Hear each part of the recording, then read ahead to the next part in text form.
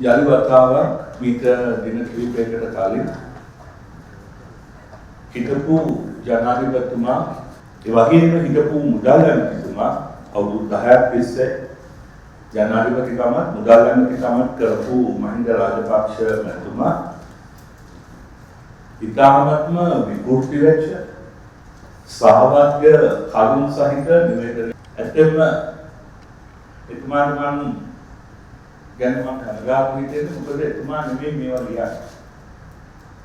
එතුමා අනුන් ලියන නිවේදන සමහර වෙලාවට එතුමාගේ ඇතුළේම ඉන්න අය එතුමාව අමාරුවේ දාන්න අදන නිවේදන වෙන්න පුළුවන්. විශේෂයෙන් මට පොඩි සැකයක් තියෙනවා අර එදා දවසකට රුපියල් පවුලකට 2500කින් ජීවත් වෙන්න පුළුවන් කියපු මහත්ය තමයි මේකත් කරන්න ඇත්තේ.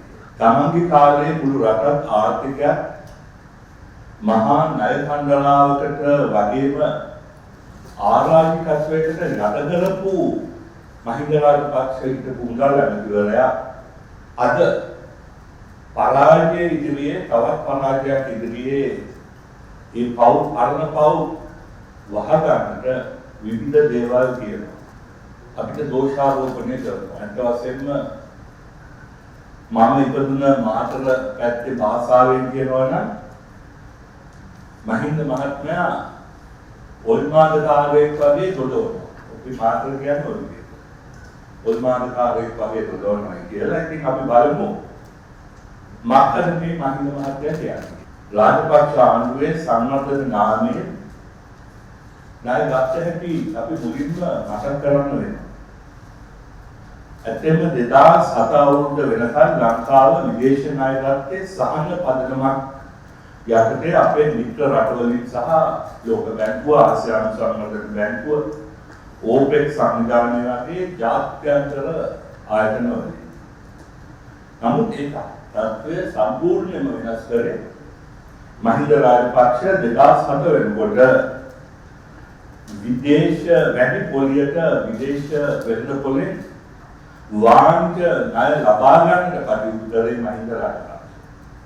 දැන් මේ උදාහරණයක් හැටියට ඉතිහාසයේ ප්‍රථම වතාවට වාණිජ ණය ගත්තේ 2007 ඔක්තෝබර් මාසේ 17 වෙනිදා ඉන්ටර්නැෂනල් සොවරින් බොන්ඩ් එකක් ඉෂුවන්ස් එක වෙන්නේ ඒ 2007 දී 8.25ක ගිනි පොලිය අවුරුදු 5කට ගෙවන්න US ඩොලර් මිලියන 500ක් ගත්තා.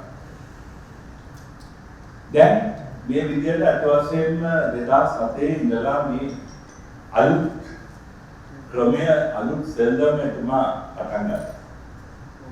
ඒ විතරක් නෙමෙයි අන්තිමේදී කිව්වොත් මේක රටකට දබා ගන්න බැරි පොලි ප්‍රමාණයකට තමයි මේ අය ඒ අවස්ථාවල එකතු වුනේ. දැන් එක උදාහරණයක් මේ වගේ උදාහරණ ඕන තරම් මම කියන්නම්. නමුත් එක උදාහරණයක් මම කියන්නම්. 2013-14 කාලේ US ඩොලර් මිලියන 500ක් ජාතික ඉතුරු කිරීම බැංකුව අරසා ලබා ගත්තා. ඒ වෙලාවේ ඒ බැංකුවේ සභාපතිවරයා හැටියට හිටියේ අත් වශයෙන් ඉතාමත්ම ප්‍රවීණ රාජ්‍ය සේවකයෙක්, ජ්‍යෙෂ්ඨ රාජ්‍ය සේවකයෙක් වන සුනිල් සිල්සේන කියන මහත්මයා. සුනිල් සිල්සේන මහත්මයා ඒ වෙලාවේ මේ 8.25ක පොලියකට ඉතාමත්ම අධික පොලියකට ඊට වඩා අඩුවෙන් ණය ගන්න දෙති මේ අධික පොලියකට ලබා ගැනීම සම්බන්ධයෙන් දැඩි ලෙස විරෝධ වුණා. එතුමාට ඒකට එකතු වෙන්න බැහැ කිව්වා. එතකොට මොකද කරේ? එවකට හිටපු මුදල් ලේකම්වරයා එවකට හිටපු මුදල් ඇමතිවරයාගේ නියෝගය ක්‍රියාත්මක කරමින් සුනිල් සිරිසේන මහත්මයාව අයින් කර ගිනි පොලියට ණය ගන්න බැහැ කියපු වරදට විතරක් එතුමා වස් කළා. ඒ වෙනුවට ජයසුන්දර මහත්මයාත් එක්ක එකට විශ්වවිද්‍යාලයේ හිටපු එතුමාගේ ඉතාමත්ම කීකරු ගෝලයෙක් නෙමෙයි කාන්තා ගෝලයෙක් කියන්නේ කොහොමද? ගෝලියක් දාගත්තා. WA නලින් මහත්මිය කියන දාගෙන මේක කරා. මෑතක් වෙනකම් මේ ණයට අපි එවනවා. අපි එතනට දෙන්න මෙන්න මේ විදියට අතවසෙම මේ වාණිජ ණය අරගත්තා. ඒ අරගෙන මොකද කරේ? බොහෝ වෙලාවට මේ වාණිජ ණය පැත්තකින් ගත්තේ සුදු අලින් නෙවෙයි. සුදු අලින්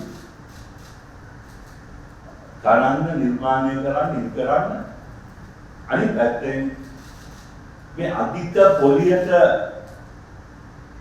ලංකා රජය ණය ගැනීමට එකඟ වීම තුලින් ලැබෙන කොමිස් කුටිය.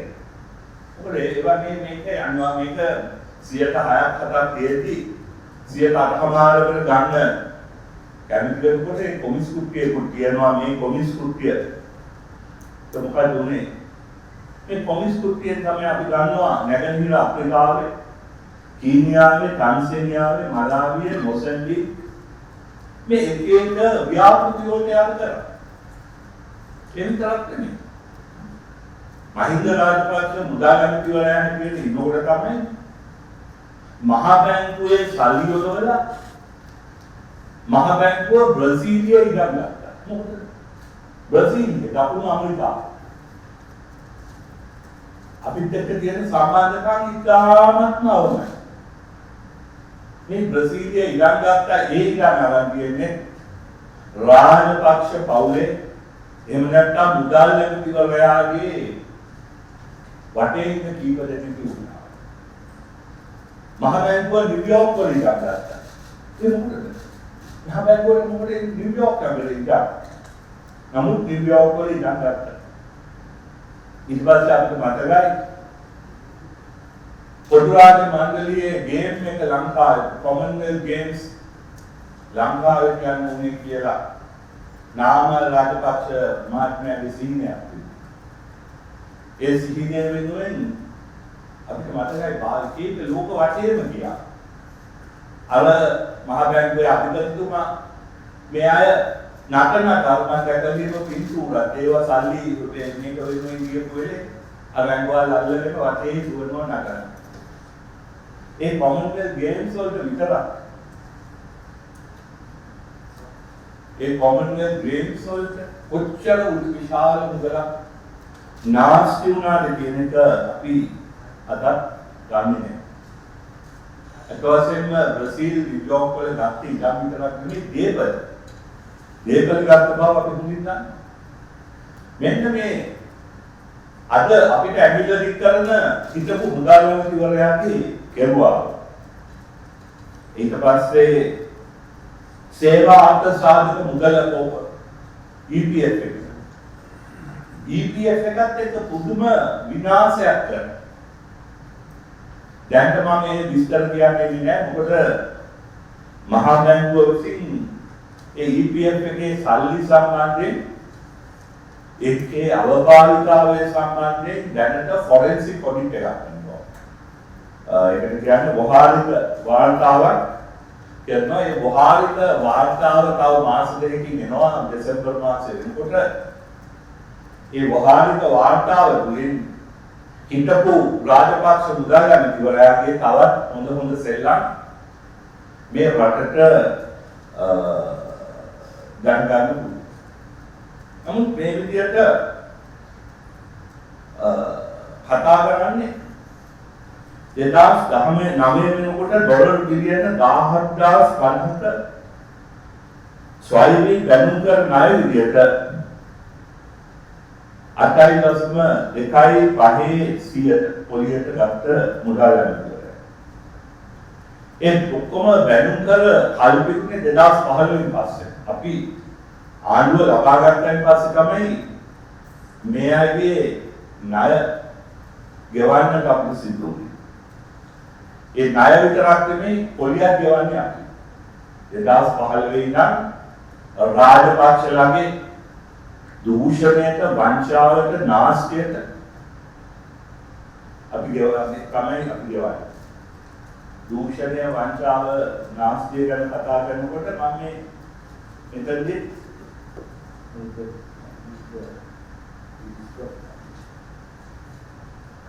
කතා කරන උදාහරණයක් ඇත්තට මත්තල ගුවන් තොටුපළ හැදුවා. ඒ සඳහා ඩොලර් මිලියන 275ක් ගත්තා. අද රුපියලේ වටිනාකම අනුව බිලියන 50ක් කියන්නේ අපලා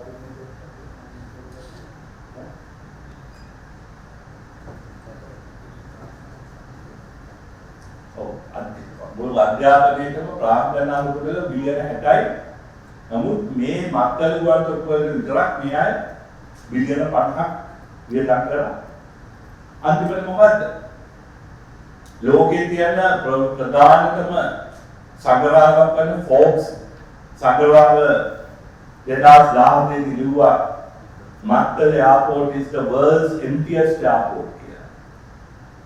ලෝකයේ තියෙන ඉස්ම ගුවන් තොටුපළ තමයි මේ හිටපු මුදල්මන්ත්‍රීවරයා ඉදි කරලා අද මේ විදියට විකාර බස් ගොඩවන්නේ. ඊට පස්සේ බලන්න ශ්‍රී ලංකන් එයාර්ලයින්ස් අද අපිට තියෙන විශාලතම බරක් දරා ගන්න බැරි බරක්. නමුත් ශ්‍රී ලංකන් එයාර්ලයින්ස් එක මේ වගේ හැමදාම තිබුණේ මොකද අපිට මතකයි 1997 දී එක එමිරේට්ස් සමාගමත් එක්ක එකතු වෙලා කාලයක් ඉතාමත්ම සාර්ථක ලෙස රජයට කිසිම බරක් නොවි ඉදිරියට ගෙනියනවා. ඉතාමත් සාර්ථක ලෙස. බරක් වුණා විතරක් නෙමෙයි මට මතකයි නේද? අත්වසෙන් මේ සමාගමෙන් රජයට ආදායම් කුත් ලැබෙනවා. ටැක්සස් කෙරුවා. ලාභාංශ. නමුත් මොකද උනේ? අපේ හිටපු මුදල්මන්ත්‍රීවරයා ජනාධිපතිතුමා පිටරට ගිහිල්ලා එතුමාගේ මිත්‍රයන් සමග යලි ලංකාවට එනකොට එන්න ඕන වෙලා හදිසියෙම ශ්‍රී ලංකන් එයාර්ලයින්ස් එක බිස්නස් ක්ලාස් එකේ සියලුම සීට් එතුමාට දෙන්නේ කිව්වම එවකට හිටපු විධායක නිලධාරියෙක් කිව්වා මේක දෙන්නේ කොහොමද සර්?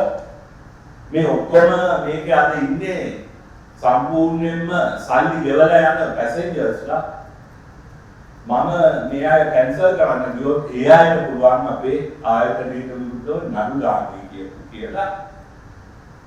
ඒ කියපු නිසා ලංකාවට ඇවිල්ලා එතකොට මහරජා කියලා ඇඳගෙන හිටියේ. මට ඕන දෙයක් කරන්න පුළුවන් ඇඳගෙන හිටපු මහින්ද රාජපක්ෂ එම්ලත් සමාගම වහාම ගෙදර යවලා ඒක ආණ්ඩුවට පවරගෙන අන්තිමට තමන්ගේ පෞද්ගලික දේපලක් ලෙස පාවිච්චි කරනවා. අපි දන්නවා එතුමා රුසියාවට යනකොට වෙනත් රටවල් වලට යනකොට අන්තිමට ඥාති හිත මිත්‍රය පුරෝගෙන මේක ලෝක වටේ ගියා. ඔය අමතක කරන්න එපා. ඉතින් ඒක ඇත්ත වශයෙන්ම අපි එතකොට 2008 වෙනකොට ශ්‍රී ලංකන් එයාර්ලයින්ස් එකට පොසිටිව් බැලන්ස් එකක් තිබුණේ ධනාත්මක ශේෂයක් තිබුණේ බිලියන රුපියල් බිලියන 9.3ක ධනාත්මක ශේෂයක් තිබුණ මේක 2008 දී මේ වෙනකොට නෙගටිව් රෙවෙනියු රිසර්ව් එකක් තියෙනවා US ඩොලර්ස් 1.3 බිලියන දැන් පාඩුයි. එහෙම නැත්නම් ලංකාවේ රුපියල් වලින් ගත්තොත් 230ක්. ඒ කියන්නේ බිලියන. අධ්‍යාපනයේ වගේ 4 ගුණයක් මේක බාහිර. මේ වගේ සුදුවාදී නැත්නම් තව කොච්චර මුදල් අපි අධ්‍යාපනයේ සෞඛ්‍යයට ලබා දෙන්න පුළුවන් කියන එක මම ඔබතුමාලගේ මේ රටේ ජනතාවගෙන් අහනවා. හම්බන්තොට වරාය මේක හැදුවේ ඩොලර් බිලියනයක ණයක් කරගෙන. ඩොලර් බිලියනක් කියන්නේ රුපියල් වලින් ගත්තොත් රුපියල් බිලියන 170. රුපියල් බිලියන 175ක ණයක් අරගෙන මේක හැදුවා. ඊට පස්සේ මහා ගිනිකොළේට ගත්තේ ඒ වෙලාවේ 6.5ක පොලියක් කියන්නේ ගිනි නෙමෙයි. මං හිතන්නේ අත මේක ගින්නටත් වඩා අත අලු වෙන රට අලු වෙන පොලියක්. නමුත් රට බාලට ගියාට කමන්නේ මම මගේ කොමිස් එකම හොඳ නැහැ ගියාගෙන තමයි මේක හැදුවේ. ඊට පස්සේ මහා පාරවල් හයිවේස් එක. අපි හයිවේස් හදන්න පටන් ගත්තේ 1997. දක්ෂිණ අධිවේගී මාර්ගයට මුල්ගා තිබුණේ එදා පෞසයමතුමත් එක්ක මම මාතර ගොඩ ගමනේ. ඒක අක්වීමන ලක්වත් හැදුණා. ඊට පස්සේ නඩු කියලා රනිල් වික්‍රමසිංහ අගමැතිතුමා 2001 දී ඉතුරු ටික ඉවර කරලා අන්තිම ටික තමයි න්‍යාය ඉවර කරගත්තේ. ඒ වගේම කටුනායක වුවන්වල එදා චන්ද්‍රකා ගුණාතුංග මැතිණිය කාලේ අපි ආරම්භ කළා වැඩ විශාල ප්‍රමාණයක් කරලා පිලක් මාර්ග නැමතුමා 2001 දී වැඩ කටයුතු තව ඉස්සරහට ගෙනියලා අවසානයේදී තමයි මෙයා දෙකම යාගේ නම ගහගෙන විමුක්ත කරේ. නමුත් මේ වගේ ගැන නෙවෙයි මම කතා කරන්නේ අම්මාගේ පැත්තේ. ලොස් ඇන්ජලිස් නුවරවත් ඇමරිකාවේවත් නැත්තරමේ 4 lane highways තියෙනවා.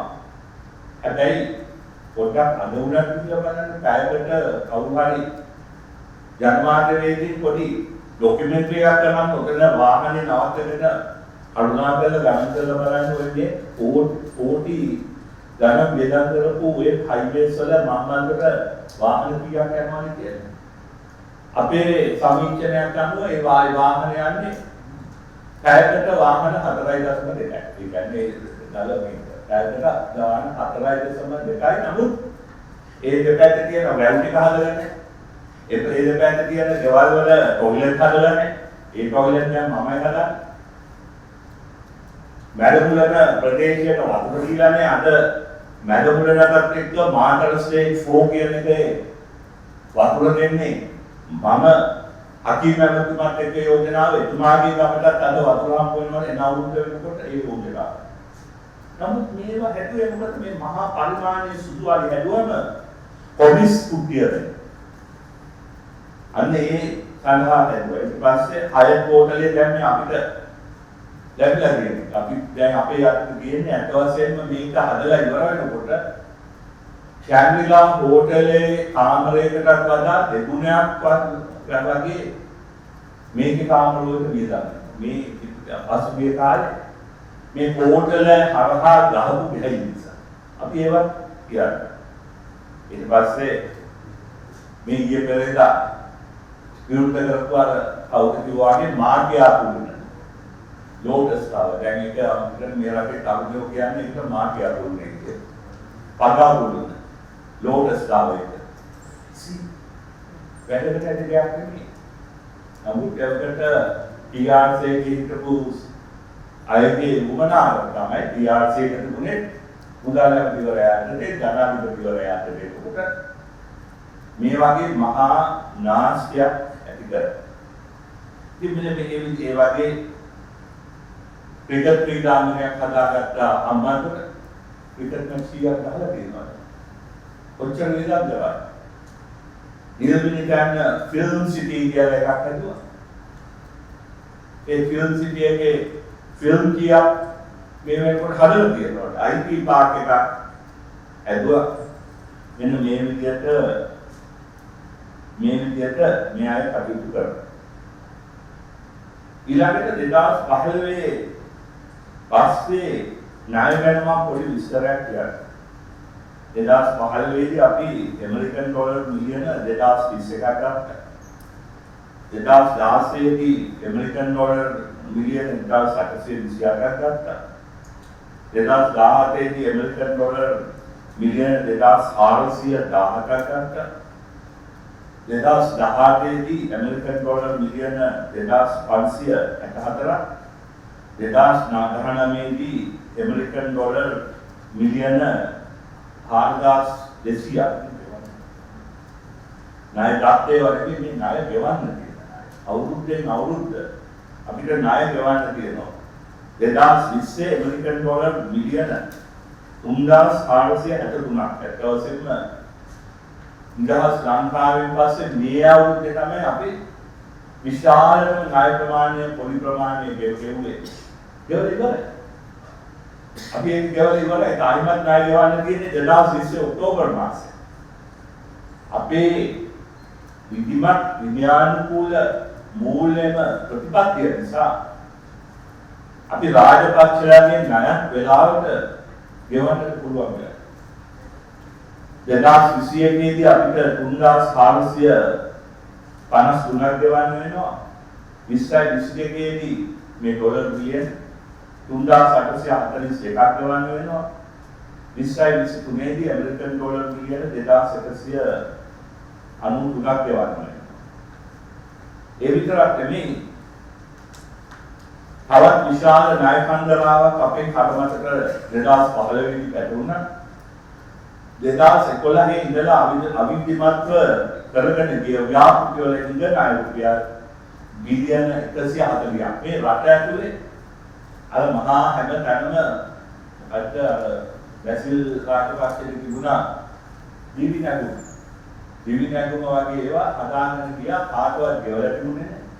කොන්ට්‍රැක්ට් කර්මන්ට මුදල් ගෙවලා තිබුණේ නැහැ. මේ ආණ්ඩුව ඇවිල්ලා 2015 දී 2016 දී ඒ ණය මුදල් මිලියන නෙමෙයි බිලියන 140ක් ඉක්කපු මුදල් ඇමතිවරයාගේ ණය බිලියන 140ක් රට ඇතුලේ ගෙවුවේ. මේ අපේ ආණ්ඩුවේ කියන කරුණාකර සටහන් කරගන්න. ඒ වගේම මම කියපු විදිහට EPF ETH සල්ලි පාවිච්චි කරා. ඒ වගේම ආයතනික බර අප වෙත පැටවුණා මම කියපු විදිහට. ඒ වගේම දේශපාලන කුමන්ත්‍රණ නිසා يعني තවත් සත් කීපයකින් දින 51 ඒ කූට කුමන්ත්‍රණයට අවුරුද්දයි ඔක්තෝබර් 26 ඒ දින 52 තුලදී රාජපක්ෂ පවුලේ තියෙන බලලෝභීත්වය නිසා බලහත්කාරයෙන් අග්‍රාමාත්‍යතුමෝ වාඩි වෙලා පාර්ලිමේන්තුව දිගටම බහුතරයක් රැස් වෙන්න හදනකොට රැස් වෙන්න නොදී පාර්ලිමේන්තුව තුල මහා කලකෝලහල ඇති කරලා අපේ කතානායකතුමාට පවා පහර දීපු ඒ කාලය තුල මේ රට තවත් විශාල ආඩුවක් වුණා. අත් වශයෙන් ඒ නිසා 2018 අවසන් කාර්තුවේ ග්‍රෝත් රේට් එක 1.8 දක්වා අවසාන මාස 3ේදී 1.8 දක්වා අඩු වුණා විතරක් නෙමෙයි රුපියල අවක්‍රමණය වීම සීඝ්‍රයෙන් තවත් රුපියල ඒ කාලේ තුලින් පායි. ඒ බාල් වීම නවත්තන්න අපේ විදේශ foreign reserves විශාල ප්‍රමාණයක් පාවිච්චි කරලා යලි වතාවක් අපි අපේ ආණ්ඩුව මේ හැම අභියෝගයකටම මුහුණ දීලා තමයි මේ ආර්ථිකයට ඉතාමත්ම ස්ටේබල් තත්ත්වයකට ගෙනල්ලා තියෙනවා. ඔය ඇත්ත වශයෙන්ම කියනවා නම් 2015 දී අපේ ආර්ථිකයේ තිබුණේ ICU එකේ. ඇත්ත වශයෙන්ම අවසාන හුස්ම හෙළමින් තිබුණ ආර්ථිකයක් අපිට පාර දුන්නා. නමුත් අපි ප්‍රමාණිකූලව විඥානකූල ආර්ථික ක්‍රමයක් ආර්ථික ප්‍රතිපත්තියක් we introduce fiscal discipline into an indisciplined economy. We got rid of the crony capitalism which was the hallmark of the Rajapaksa era and introduced a rules-based economy. අනේ නිසා තමයි අද ඒ මාපියෝගී අපි මේ අවුරුදු 4ේදී නියමයක් තිබුණා බරපතල නියමයක්. මහා ගණවතුරක් තිබුණා. ඊට පස්සේ රාජපක්ෂලා ගේ කුමාන්තරණය තිබුණා. ඊට පස්සේ අප්‍රේල් මාසේ ISIS පාස්තු ප්‍රහාරය තිබුණා. ඒ සියල්ල ඉදිරියේ අපි ජනතාවට සහනක් දීලා අපි අත වශයෙන්ම රට ඉස්සරහට ගෙනලා තියෙනවා. රටේ අද මේ ඔක්කොම ප්‍රශ්න ගියාගෙන අපි රජයේ සේවකයන්ගේ පරි 100%ට 107කින් වැඩි කරනවා. 100ට රුපියල් 10000ක් වැඩි කරලා 2015 2020 දෙසැම්බර් වෙනකොට ඇත්තෙන්ම මේ පරි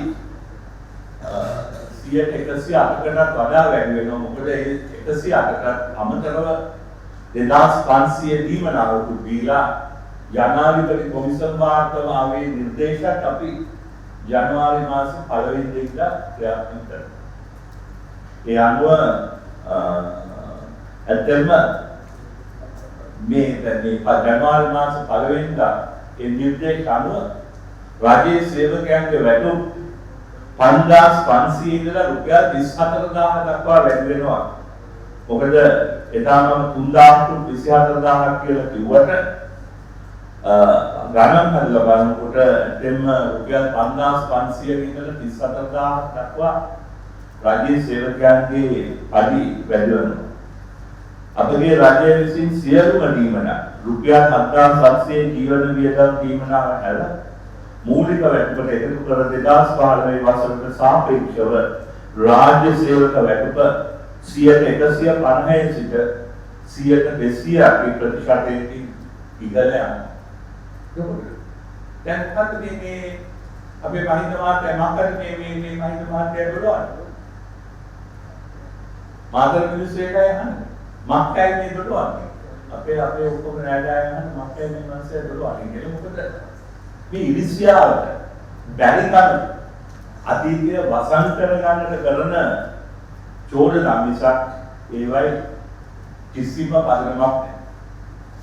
ඒ වගේම බලනකොට ඇත්තම එක පැත්තකින් පඩි වැඩි වෙලා අනිත් පැත්තෙන් බඩු බිල ස්ථාවර වෙලා තියෙනවා. අඩු වෙලා තියෙනවා. මහින්ද මහත්තයා මේක බාර දෙනකොට තිබුණ බඩු බිලට වඩා බොහෝ දේවල් ප්‍රධානතම දේවල් ගත්තොත් අද ඒවා අඩුයි. විශේෂයෙන්ම ගන්න ගෑස් 1000 ගෑස් එක තිබුණේ 2650ක්. දෙසැම්බර් මාසේ 2014 2650යි. දැන් 1733යි. මට අද කිව්වා ඊළඟ දින කීපය තුළදී තවත් ප්‍රමාණයකින් මේක අඩු වෙනවා. ඒ වගේම පෙට්‍රල් බිල. ඒ ඔක්කොම මට බනිනවා. මේ බිල සූත්‍රය හඳුන්වා දෙන්නේ. හැබැයි මේ බිල සූත්‍රය හඳුන්වා දීපු නිසා අපිට රජයට සිදුවෙන අලාභයත් අවම කරමින් ජනතාවට එදාදී දුන්නට වඩා අඩුවට පෙට්‍රල් දෙන්න පුළුවන් කියනවා. දැන් උදාහරණයක් ඇටියට 2014 රාජපක්ෂ මුදාගැටපිවරයා පෙට්‍රල් දුන්නේ රුපියල් 165කට. 2019 මංගල සමරවීර මුදාගැටපිවරයා දෙන්නේ 137කට. පොඩ්ඩක් ඉස්සයි. හැබැයි මම දන්නවා ලූණු බොම්බයි ලූණු වැඩි වෙලා තිබුණා. ඒ වෙනකොට අපි ඒක දැන් පිළියෙත දෙන්නේ. ඒකත් බලන්න අපි ඒ වගේ සංවේදී ආණ්ඩුවක්. දැන් බොම්බයි ලූණු අට වශයෙන්ම ජනතාවට දරා ගන්න බැරි විදිහට වෙන්න පොලේ වැඩිුණයි කියලා ආරංචි වල විදස ඒකේ රුපියල් 40ක බද්දක් තිබුණා. ඒ 40න් 39ක් අපි ඊයම් කරා. රුපියල් 39ක් මාරු කරන්නේ කාමනවා. මේක මේ ඡන්දහිතා විද්‍යාව නිසා නෙමෙයි අපි හැම වෙලේම බඩු මිල ජනතාවට දරා ගන්න බැරි විදිහට වැඩි වෙනකොට අපි අනිත් පැත්තෙන් අපි එතනින් ගන්න බඩු ඇඩ්ජස්ට් කරලා ඒ සහනය ජනතාවට අපි ලබා දෙනවා. ඉතින් මෙන්න මේ විදිහට තවත් අපිට දීර්ඝ වශයෙන් කතා කරන්න පුළුවන්. කතා කරන්න කාරණා විශාල ප්‍රමාණයක් තියෙනවා.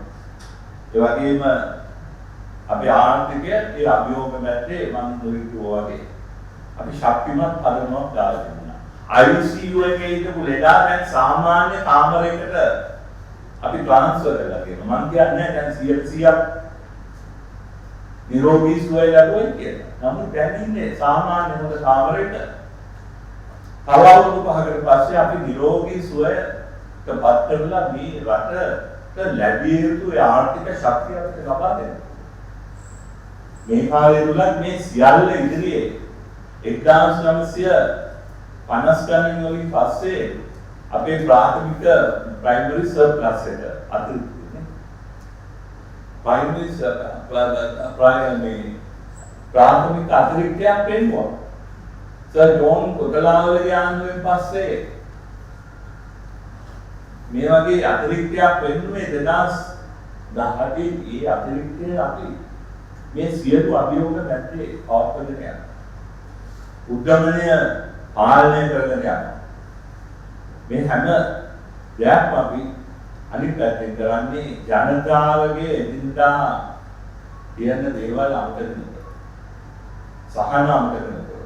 අද විශේෂයෙන්ම සෞඛ්‍ය සේවය කියන සහන දිහා බැලුවොත් ලෝකීය අනිත් රටවල් දුර්වලයි.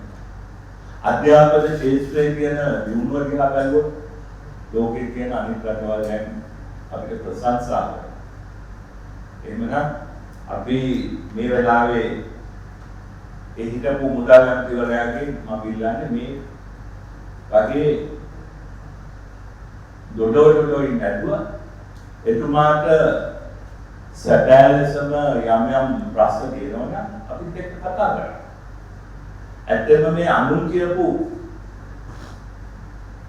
ඔය එතුමාම අමාරුවේ දාන ප්‍රකාශ නිකුත් කරන්නේ නැතුව ඊට වඩා හොඳයි මම යෝජනා කරනවා හිටපු මුදල් ඇමතිවරයා හැටියට වර්තමාන මුදල් ඇමතිවරයා හැටියට අපි දෙන්න මේ වගේ කැමරා ඉස්සරහ වාඩි වෙලා සියලුම මාධ්‍ය ආයතන වලට එන්න කියලා මහින්ද රාජපක්ෂත් මම මේ ආර්ථිකය ගැන අපි සාකච්ඡා කරමු. මම සාමාන්‍යයෙන් අභියෝග කරන්නේ නැහැ කාටවත්. මම සමහරව ගම්මන් දුරවන් නම් එන්න අභියෝග කරනවා කියලා කියනවා නෑ මම ආරාධනා. අපි එතුමාගේ ප්‍රශ්න කියනවා නම් මේවා අපි සාකච්ඡා කරලා ඇත්ත නැත්ත මොකද්ද කියලා රටට දෙන්න. ඒ නිසා මම අවසාන වශයෙන් මහින්ද රාජපක්ෂ මැතිතුමාගේ මගේ මිත්‍රේ මම ඉල්ලන්නේ කරුණාකරලා මේ වගේ විකෘති වෙච්ච චෝදනා වල අපි දෙගොල්ලම ප්‍රසිද්ධ විරුද්ධ විවාදයකට වාඩි වෙනුයි කියන්නේ මගේ වචන සාකච්ඡාව අවසන්.